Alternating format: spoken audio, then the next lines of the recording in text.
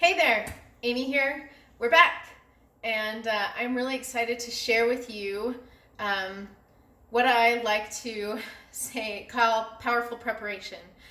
Because without it, I would spend lots of time in the kitchen or I would give in to the drive-through demons, and we don't want to do that. So this is the way that we combat it. There's something else that I didn't grab.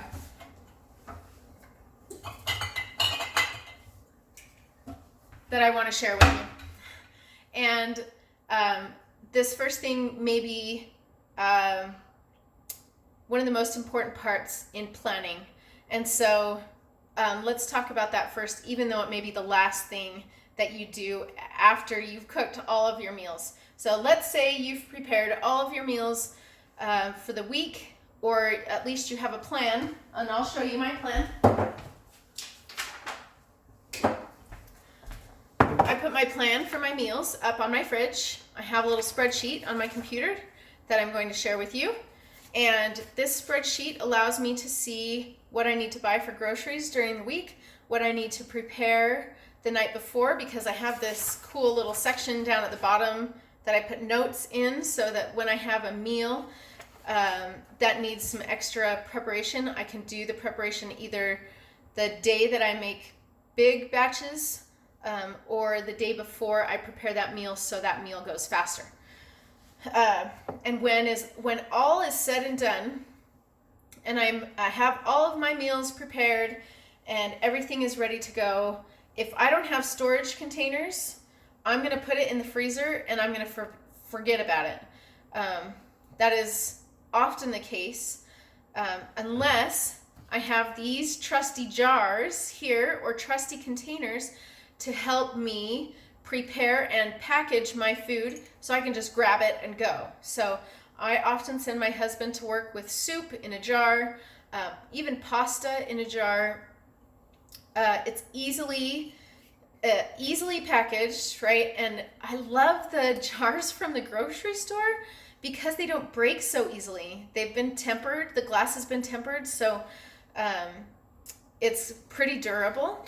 And it already comes, right? It comes free once I've used the thing in the jar, and I don't have to worry about throwing it away. So I wash it, I take off the label, and I use it to store my food. So if I have salad, I'll put all of the wet ingredients down at the bottom and then put my lettuce on the top.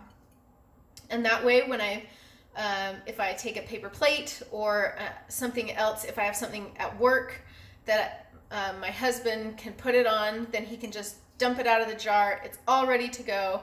He takes a little container of salad dressing and he's ready, right? So this is really, really important to helping you prepare your meals so that you feel like you always have options.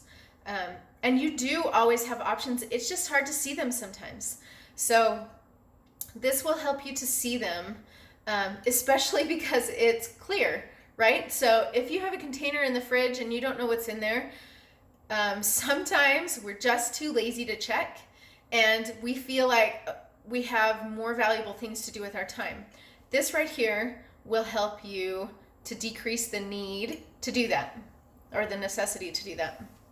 Both things. Okay, so that's the first part, is after you have all of your meals, store them in a container that you already have. Chances are you already have it. Wash it out, put it in here for the week, and even label it. Just put a sticky note on it that says Monday or Tuesday or Wednesday, whatever works best for you. And your food can stay good in a jar for up to a week. So this is a great way to prepare your meals beforehand, or to store your leftovers. Sorry, I keep going back and forth. To store your leftovers from one night to lunch the next day. That's my favorite way personally, because I love knowing that I don't have to throw food away if it's valuable enough for me to keep it. And that someone has a lunch option for the next day. This is, my kids don't take school lunch in a jar because they're not allowed to take glass containers. But they do have other special containers. This is what they warm it up in though. So I'll put it in here. They'll warm it up on the stove or in the microwave. and then they'll put it in their thermos or whatever for later. So this really is one of the handiest tools I have ever come across. Okay, so the next tool that has rocked my world, and I'm not getting paid for this, is this Instant Pot. Okay, I can cook rice, I can do slow cooker, I can cook batches of chicken or beef or anything in here that requires beans. Oh my gosh, this has reduced hours of coming back and forth into the kitchen to stir my beans or buying canned beans, which I don't like to do if I don't absolutely have to. I can cook beans in an hour in this that would normally take 6 to 8 hours in a crock pot or on the stove. So this has been awesome. And I had a hard time adjusting to the thought that this would be a healthy way to cook. But after doing a lot of research, I have learned that pressure cooking actually helps to preserve a lot of vitamins and nutrients found in foods that are often just cooked out because of the high temperatures. So a crock pot cooks at a high temperature, you're likely to lose most of those nutrients as that food cooks down. But because this seals them in and doesn't cook at such a high temperature, it helps to preserve those nutrients. And because I'm a freaky foodie and a nutrition coach, this is something worth the investment, right? This is worth the price it cost me to invest in my health and my family's health. If you don't have this, it's totally fine. If you have something like this, this is really handy. This is my rice cooker. I can steam vegetables in here. I can cook rice. I can cook other grains as well. I can cook quinoa. Anyway, you get the gist. I don't know if I could. I don't think was thinking I could do pasta. No, maybe I could do pasta. I've never tried that. But rice cooker for rice. This is awesome. And I cook. Now this is really, really important. But I cook more than one meal's requirements at a time. And this helps me to reduce, like, at least by half, cut down on my cooking time in the kitchen and my preparation for meals the following day. Because I already know that half of my meal is done. Now, not half of it. I would say like a quarter or a third of my meal. But it really takes away a lot of the preparation time so that I can concentrate on the other important elements of my meal. Okay, so tools like these, my blender. I love my blender because I can prepare a large batch of smoothies and put them in my glass jar. Now I have smaller jars that are half this size, and I put them in glass jars, put a lid on the top of it, and then my kids can just take the lid off and put a straw in it, and they're good to go, right, for smoothies. These things have been vital tools in helping me as I have prepared my meals to reduce my time in the kitchen, to reduce my stress levels, and to make it easier for my kids to come into the kitchen and help me cook without it taking hours and hours and hours. They like to cook. At least 3 of the 4 of my kids like to cook. And it's okay if they don't like to cook, but a lot of them do. And so when they come in and help me cook, it takes a long time. It takes longer than it would if I were to cook by myself. But they don't get the benefit of learning how to cook on their own and learning what they enjoy doing. So they come in, they help me prepare the meal, and since I have some of it already prepared, I can concentrate on the parts that will be more beneficial for them to learn how to do in the kitchen.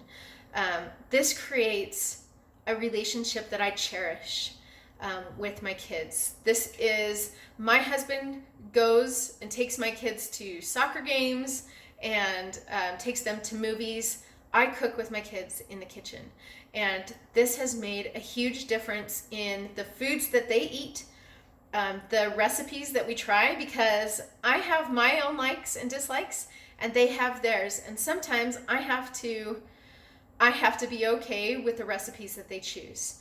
And so it gets us to experiment more with different types of foods and different meals and different ways of preparing meals, which is also a really, really important thing in creating sustainable habits, is creating a variety of foods. I prepare a batch of pancakes. You know, again, I will have my sourdough and create pancakes for my kids, which then they don't eat all of the pancakes that I make, because I make a lot of them. And then they have breakfast options in the fridge. If they don't want a smoothie, they can have pancakes. If they don't want pancakes, they can have eggs. And we make other options too that are ready to go in the refrigerator or made that day in a big batch so that they can have it for breakfast and then have it as a snack when they get home, or have it the following day. It's okay to eat food more than once, but it is also okay and necessary to give yourself a variety in order to maintain sustainable, healthy, balanced habits. And so I invite you now, let's see, make sure that I covered everything. I want you to consider this truth, that abs are made in the kitchen. They are not made in the gym. They are built in the gym. They are made in the kitchen. You can grow them by exercising them, but you cannot reveal them without your nutrition being balanced, strong, and sustainable. So I hope you have enjoyed this video. I hope this gives you some ideas of things that you can do. So go to our Facebook group and post what idea, what aha moment you took away from this, if it's the jars, if it's the cooking in big batches, and whatever you cook, like rice, you're probably like, well, that won't last me and I don't want to eat that day after day after day. You don't need to. It freezes great in the freezer. And if I just learned the other day, actually, that I had frozen spaghetti squash, and instead of using pasta, I used spaghetti squash that had been frozen months ago, and it was still really good and really enjoyable for me and my kids. And so the freezer is a great option if you are looking to preserve your food for a long period of time, or you don't want to eat the same thing day after day after day, which I totally understand. It's also an option to do. If you eat rice 3 days in a row, that's not going to be imbalanced, as long as you are changing the other ingredients that's with it, to give yourself a variety and help give your body a variety of nutrients, because that's what we're working towards, is helping our body to get all of the nutrients that it needs to create that upward slope, that upward trajectory movement towards our goals. So take one thing from this that you are going to commit yourself to doing this week and share it with us in the Facebook group. And remember that a healthy we begins with a healthy me. So go show yourself some love, take care of yourself, make a big batch, and you can even share with us what you cooked in the kitchen, and how that helped you prepare for the next meal, so that you feel stronger in the kitchen, feel stronger with your family, and you feel stronger inside, knowing that you are your best self and doing everything that you can to live a balanced, healthy life. So make it a great day, and I'll see you on the next video.